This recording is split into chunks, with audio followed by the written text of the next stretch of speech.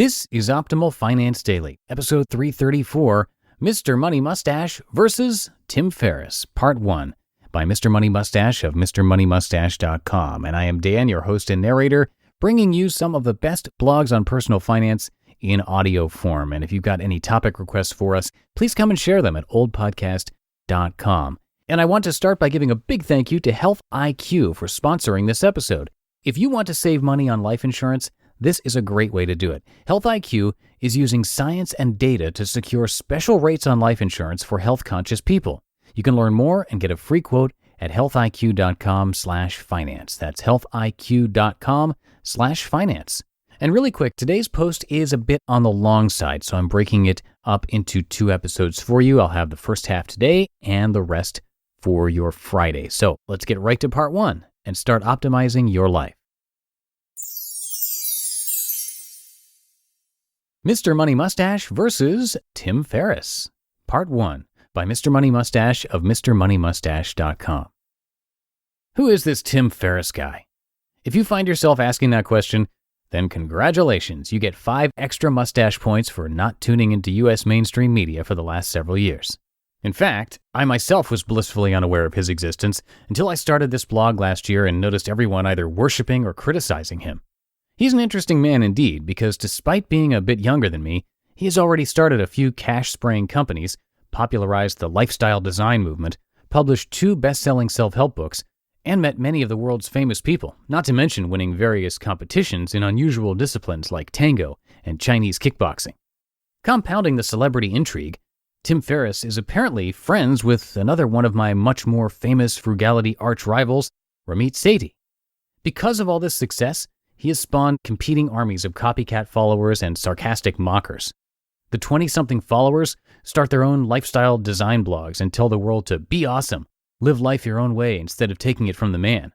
And the slightly older mockers point out the flaws in the philosophy and complain about the annoying self-entitled confidence of both Tim and his followers. I've watched both sides of this argument with a slight nervousness. Without even knowing the field existed, I may have accidentally started a lifestyle design blog myself. In fact, I once saw a Twitter comment that a stranger posted linking to one of my articles that said something like, "Awesome stuff, Tim Ferriss and this guy should have a baby together." But which side of the argument is right? Is the concept of the 4-hour workweek compatible with mustachianism? To find out, I took time out of my busy schedule to carefully read Tim's seminal work, The 4-Hour Workweek. In a word, I describe the book as surprising. I have never read a book with so many unusual and counterintuitive ideas presented with such confidence. I mean, I thought I was slightly odd for describing the fact that over 50% of the rich world's consumption and work is irrational, stupid, and should be stopped immediately so we can all start having some real fun with our lives. But in many ways, this book outstranges me, and many of those ways are quite good. Let's start with the basics. Tim went to a good university and got a good job after graduation, but he's a hacker, so he wasn't satisfied with the ratio of reward to effort. He started his own company on the side selling sports nutrition supplements, which did well, but he found it was sucking up growing amounts of his time each week. At 80 hours, he snapped and decided something had to change. Then he figured out how to empower other people to run the business for him and get the whole thing to go mostly on autopilot. At this point, he found he was making something like $40,000 per month, yet only working 4 hours per week. Hence, the idea of the 4-hour workweek was born. Using his newfound freedom, he toured the world and learned lots of interesting new skills, and eventually he wrote the book itself, using some very clever tricks to go from novice author to #1 New York Times bestseller in just a few months. That's a drastically different and more exciting path than my own, yet we both ended up financially free at about the same age. There's an obvious difference in that his financial freedom is based on a very high level of income and spending, while mine is way down near the US average. But the interesting part is that we both realized the same things once this freedom was reached. Life is not so much about money or possessions. It's about freedom of time and mobility to go wherever you like. And it's not about not working. It's more about not being tied down to any particular job. There are several more concepts and quotes I liked in this book.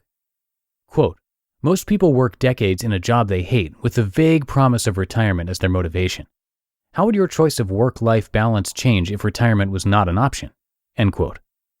Most people focus on being busy rather than being productive at work.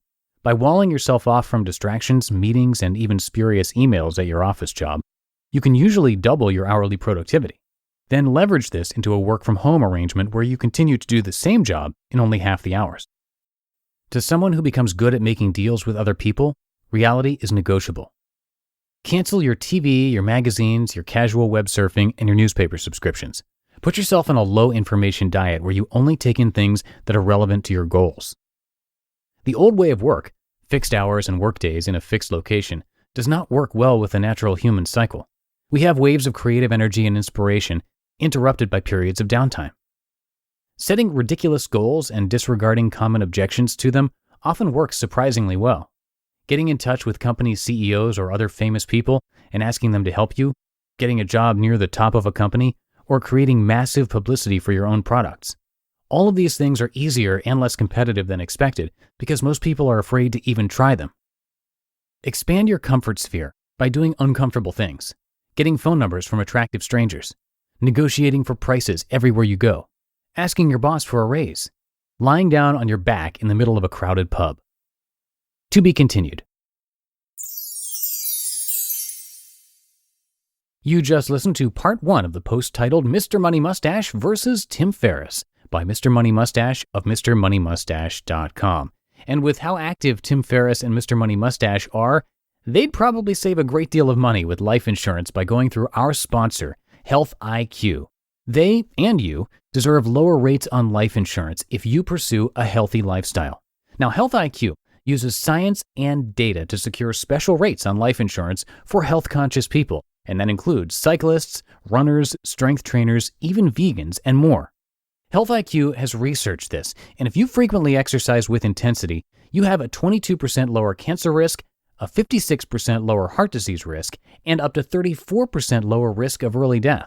But historically, while life insurance companies penalize you for family history, your height and weight, and other attributes, you don't get rewarded for being active and health conscious. So don't overpay. Health IQ rewards you with special rates on life insurance. You can learn more and get a free quote using our link, healthiq.com/finance. That's healthiq.com/finance, and we thank them once again for sponsoring this show.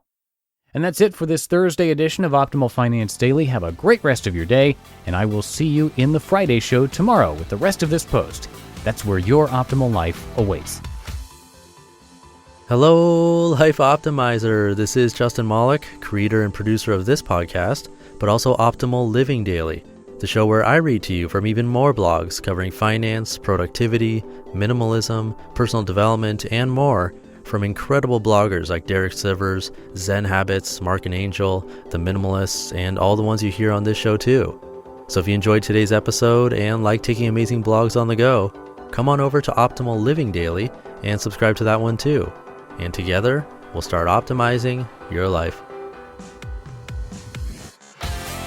You've been listening to Optimal Finance Daily. Be sure to hit the subscribe button to stay up to date on each new episode and head to oldpodcast.com. That's OLDpodcast.com for a free gift as well as more actionable tips and resources to help you maximize your potential. Thanks for joining us, and remember, your optimal life awaits.